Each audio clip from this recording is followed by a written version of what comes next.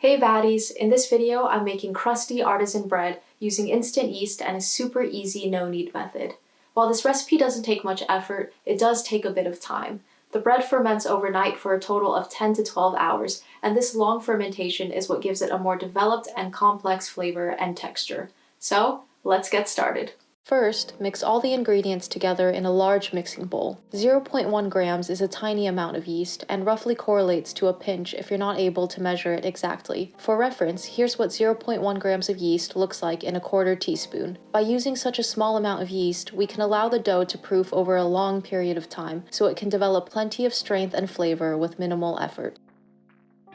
Mix the dough until everything is well combined and the flour is fully hydrated.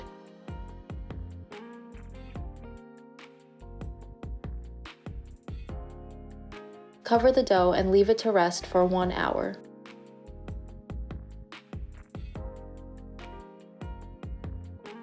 After an hour, perform a set of stretch and folds by grabbing an outer portion of the dough, pulling it up, and folding it across the top. Repeat this process by working your way around the edge of the dough.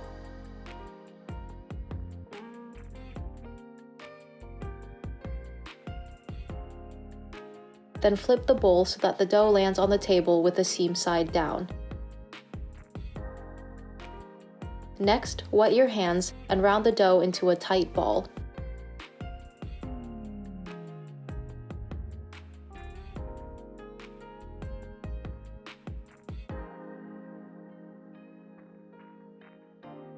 Place it back into the bowl with the seam side down.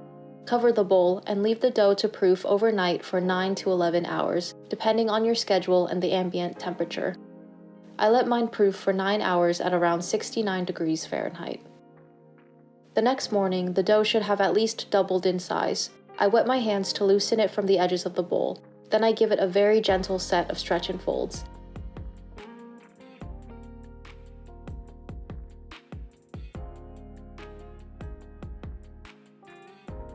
It's important to be gentle so that you don't degas the dough.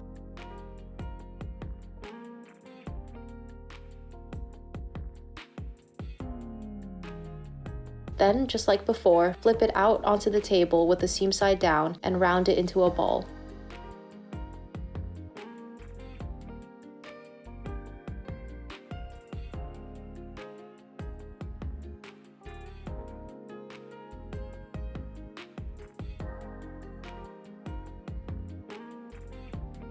Leave it to rest for 10 minutes.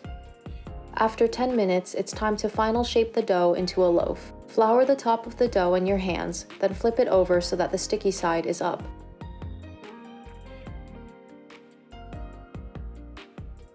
Next, fold the top third of the dough over and gently press the seam down. Then fold the two outer sides in so that the top two corners meet in the middle of the seam, then roll the dough into a loaf.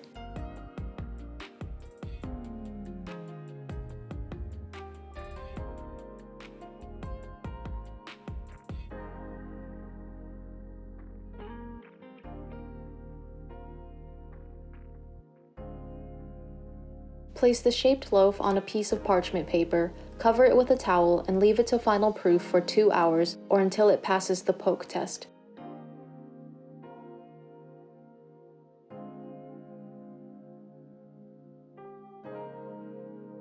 If you poke the dough and the indent slowly fills but still remains, then you know the dough is done proofing. Next, preheat your oven to 450 degrees Fahrenheit with a cast iron skillet and a roasting pan inside. If you don't have a cast iron skillet, a thick baking sheet will work also. After the oven is done preheating, slide the dough onto a cutting board so you can easily transfer it into the oven. Score the dough by slashing the top with a lame or a sharp knife. Then bake it for 15 minutes at 450 degrees Fahrenheit with steam and another 10 minutes at 410 degrees Fahrenheit without steam. I create steam by pouring a cup of room temperature water into the roasting pan, then quickly close the door to trap the steam inside. This will give the bread a thick and crispy crust. After 15 minutes, remove the roasting pan and lower the oven temperature and finish baking until it's golden brown.